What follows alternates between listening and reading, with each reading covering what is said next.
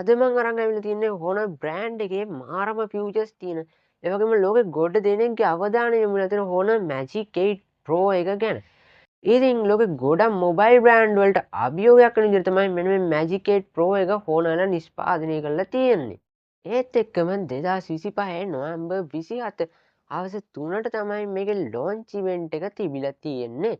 ඉතින් ඒකත් එක්ක ලෝකෙ ගොඩක් රටවලට මේ ෆෝන් එක දැන් නිකුත් වෙමින් පවතිනවා.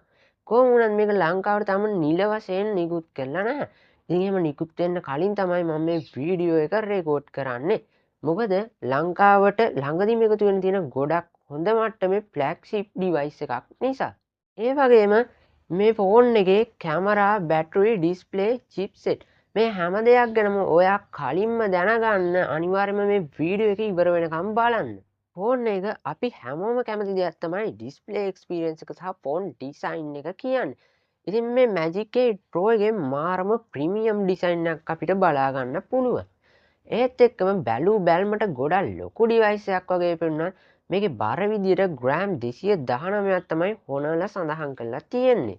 මේකේ ඩිස්ප්ලේ එක ගැන බලනවා නම් අඟල් 6.7යි එකක LTPO OLED ඩිස්ප්ලේ එකක් සහ රිෆ්‍රෙෂ් රේට් එක විදිහට 120Hz ඇඩැප්ටිව් රිෆ්‍රෙෂ් රේට් එකක්. ඉතින් මෙච්චර ස්මූත්නස් ඩිස්ප්ලේ එකක් මේ Honor බ්‍රෑන්ඩ් එකේ Magic 8 Pro එකට තියෙනවා. ඉතින් ෆිල්ම් බලන්න කැමති කෙනෙක් නම් එහෙම නැත්නම් ඔයා ගේමර් කෙනෙක් නම් මේ ඩිස්ප්ලේ එක හරහා ඔයාට ගොඩක් හොඳ ෆීල් එකක් ගන්න පුළුවන්.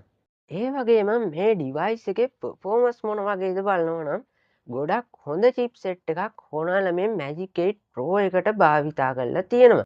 Snapdragon 8 Elite Gen 5 චිප්සෙට් එක තමයි මේ Magic 8 Pro එකේ තියෙන්නේ. ඉතින් මාරම ක්වොලිටි චිප්සෙට් එකක්. ඒක නිසා මේ ඩිවයිස් එක කිසිම ලැග් එකක් නැතුව පාවිච්චි කරන්න පුළුවන්. ඒත් එක්කම RAM එක විදියට 12GB 16GB දක්වා සහ ස්ටෝරේජ් එක විදියට 512GB සහ 1TB විදියට ගොඩක් ලොකු ස්ටෝරේජ් එකක් බලා ගන්න පුළුවන් මේ ඩිවයිස් එකේ. දැන් කතා කරන්න යන්නේ මේ ෆෝන් එකේ Honor ගොඩක්ම ලොකු අවධානයක් දීලා තියෙන කැමරා එක ගැන. ඉතින් මේ කැමරා එක 17 Pro Max එකේ කැමරා එකට ගොඩක් ලොකු අභියෝගයක් කරනවා ඔයාලා පිළිගන්නවද? ඔයාලට මේක බලා ගන්න පුළුවන් Honor මෙන්න මේ වීඩියෝ ක්ලිප් එකේ.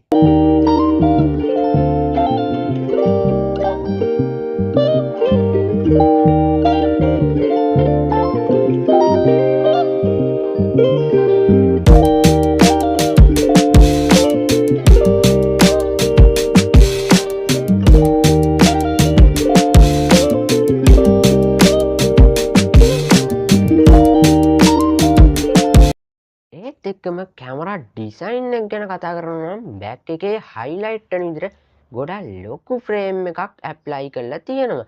ඉතින් ඒකත් ගොඩක් ලස්සන ප්‍රීමියම් ලුක් එකක් මේ ඩිවයිස් එකට ගෙනත් දෙනවා. මෙගාපික්සල් 50ක මේන් ලෙන්ස් එකක්, මෙගාපික්සල් 50ක අල්ට්‍රා වයිඩ් සහ මෙගාපික්සල් 200ක ප්‍රයිස්කෝප් ටෙලිෆොටෝ කැමරාව මේ Magic 8 Pro එකේ තියෙනවා. ඒ වගේම 4K වීඩියෝ ක්වොලිටි එකක් අපිට මේ කැමරා එකේ බලා ගන්න පුළුවන්. ඉතින් මේකේ සෙල්ෆි කැමරා එක ගැන කතා කරද්දි මෙගාපික්සල් 50ක කැමරාවක් තමයි මේකේ බලා ගන්න පුළුවන් වෙන්නේ. කොහොම වුණත් 4K 60fps වීඩියෝ ෂූට් එකක් කිරීමේ හැකියාව මේ සෙල්ෆි කැමරාවට තියෙයි කියලා Honor සඳහන් කරලා තියෙනවා.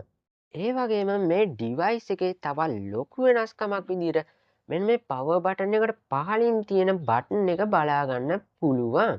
ඉතින් මේක කැමරා එකට දීලා තියෙන ඔප්ෂන් එකක් කියලා තමයි මට දැනගන්න ලැබුණේ. ඒ වගේම ඔයාලා දන්නව ඇති Honor මේ ළඟදි තමයි Magic OS 10 රිලීස් කරේ. ඉතින් ඒකත් එක්ක මේ Magic 8 Pro ඩිවයිස් එකට Honorගේ අලුත්ම Magic OS 10 එකතු කරලා තියෙනවා. සහ මේකේ Android version එක විදිහට Android 16 අපිට මේ ෆෝන් එකේ බලා ගන්න පුළුවන්.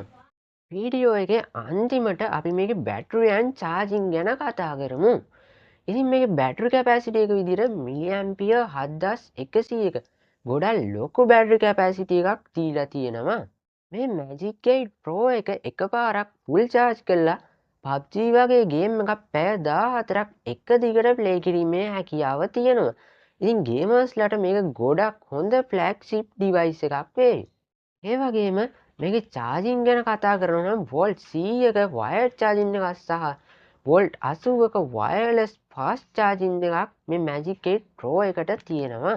අන්තිමට මගේ අදහස කවදත් වෙනස් දෙයක් කරන මොබයිල් බ්‍රෑන්ඩ් එකක් විදිහට Honorලා Magic 8 Pro device එක ෆ්ලැග්ෂිප් ඩිවයිස් වලින් නෙක්ස්ට් ලෙවල්. ඉතින් මේක ෆ්ලැග්ෂිප් කිලර් එකක් කියලා කියන්න පුළුවන්.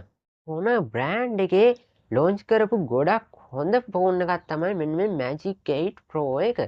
ඉතින් ඔයාලා හිතන්නේ මේ ෆෝන් එක iPhone වලට චැලෙන්ජ් එකක් වේවිද? ඉතින් ඔයාගේ අදහස කමෙන්ට් එකක් විදියට දාන්න අමතක කරන්න එපා.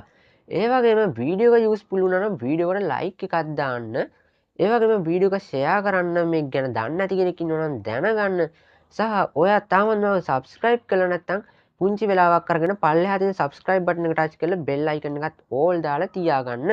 මොකද ඒක මට කරන ගොඩක් ලොකු උදව්වක්. එහෙනම් අලුත් වීඩියෝ එකකින් ඊළඟ සතියේ හම්බ වෙමු. එතකන් හැමෝම පරිස්සමට ඉන්න.